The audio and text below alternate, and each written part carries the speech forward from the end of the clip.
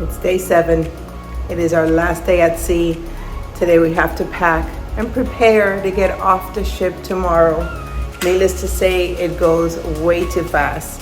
So right now we're somewhere in the Atlantic Ocean, headed back to Miami. I meant to vlog for you guys last night. We had a fantastic dinner, but I will show you a little bit of the video that my honey took.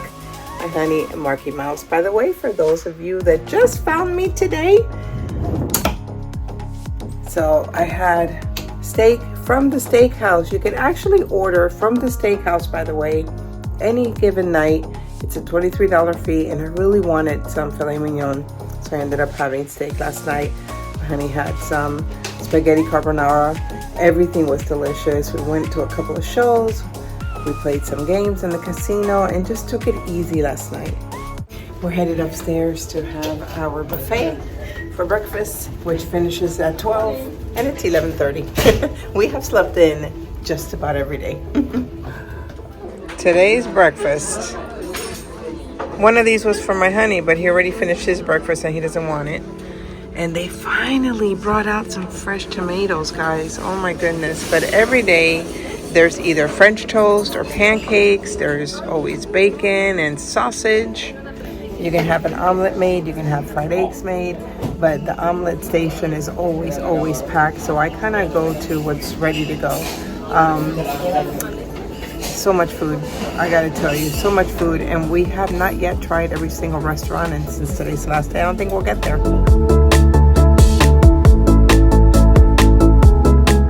We're finally trying, guys, a pig and anchor. They have Guy Fieri's hamburgers, they have pig and anchor, which is barbecue. I'm gonna show you what I got. We're sitting outside, enjoying that beautiful view under the shade, because it is hot, guys. We're gonna pack. Unfortunately, we have to pack already. We're gonna pack and then head to the pool. There's the food. It looks amazing. I got some collard greens, some Guy's special slaw, the beans, pulled pork, and chicken. We did our shopping as well. And my honey went light. He went with some mac and cheese and some beans. Baby, how are the beans? And look at the view, guys. Oh my goodness, it's just heaven. I'm a foodie and I like almost everything. I think this is the first place we've eaten at that I don't like. I don't like the flavors that they're using. It's almost too smoky, and I don't mind smoky, but everything is smoky. Everything, even the beans. The slaw is not sweet enough. I like really sweet slaw. And the collard greens, I've had better collard greens. So this is the one spot that we've eaten at, the only spot we've eaten at that I'm giving it a 1 out of 10, guys. This is a no. If you're not that crazy about barbecue and you're not crazy about smoked flavor, just skip Guy's pork place altogether.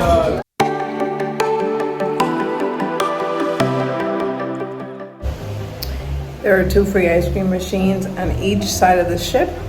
You can get unlimited amounts of ice cream in either a cone or a cup. And we're a little addicted to it. So let's talk about if you want to go on a cruise. Your price ranges are going to be probably anywhere between $800 per person to upwards of $3,000 per person. And that all depends on what kind of room, suite, and package you want. You can add on the drinking packages, whether it's for alcohol or Coke. We actually did the Coca-Cola bubbly package, which is just your sodas. That's unlimited, because they do charge you for sodas. What they don't charge you for is, regular coffee, lemonade, fruit punch, water. You can also have some bottled water delivered to your cabin ahead of time, which we also did. We did go ahead and buy some bottled water. And we did see a lot of people bringing on their own sodas on board. So you're allowed to bring your own stuff on board with you as well. So really it depends on what kind of cabin. The inside cabins that have no windows are going to cost less than your balcony cabins. They also have exclusive suites here, and they have the captain's suites, which are huge. There's a lot of different rooms that you can choose from. You can get a regular balcony, which our friends got, and that works out just great. I did want a larger balcony this time. We've always had the regular balconies, but I will tell you that I don't think it's worth the money, and we probably won't do it again. We've only been out here in the balcony maybe 2 or 3 times that we really have enjoyed it. I thought we were going to eat breakfast in the balcony every morning, and that really wasn't a thing. It's not something we did. We only did it one day. So another great thing about cruises is that you can also pay monthly. So usually if you book really early, your deposit's only going to be about $50. If you take a little longer to book, it's a $250 deposit, and that's per person. And then you have to pay in full 60 days before sailing. So 60 days, 2 months before you cruise, everything has to be paid off, all up front. We even paid the tips up front, you know, because there are tips for your room steward, your waiters, your maitre d'. All of that is part of cruising, and we opted the prepayment option, which was great because you get here and you forget about it, and whatever you spend extra is whatever you decide on spending extra when you're here, whether you're buying souvenirs or if you don't buy the alcohol package and you want to have a couple of drinks. I've only had so far 4 drinks on this cruise, so I didn't spend a whole lot of money on alcohol. Now we are on the 15th floor. The Lido deck is on the 16th, which is where the main pool is, and we hear the music perfectly from where we're at. The weird thing is that at night we hear a lot of noises and a lot of moving around, like if they're moving around furniture or if they're cleaning. It hasn't bothered enough that we haven't been able to sleep. We've had solid sleep while we've been here.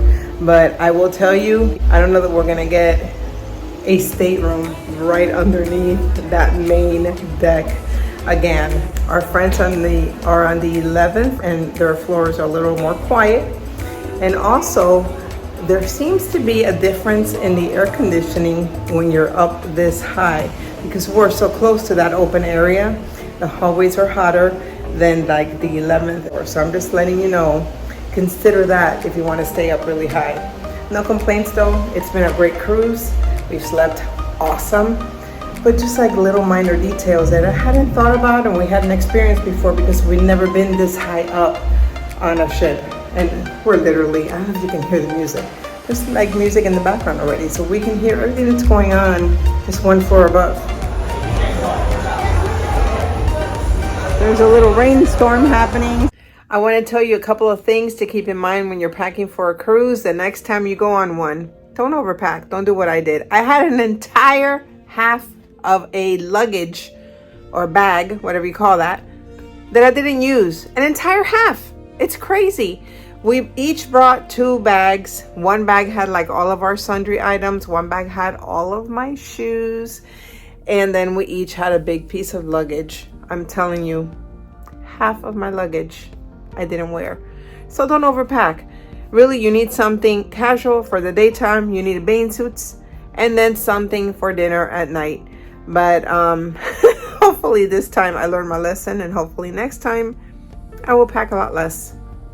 Another piece of advice, don't buy anything on the ship until the last 2 days because they run all of these sales at the end.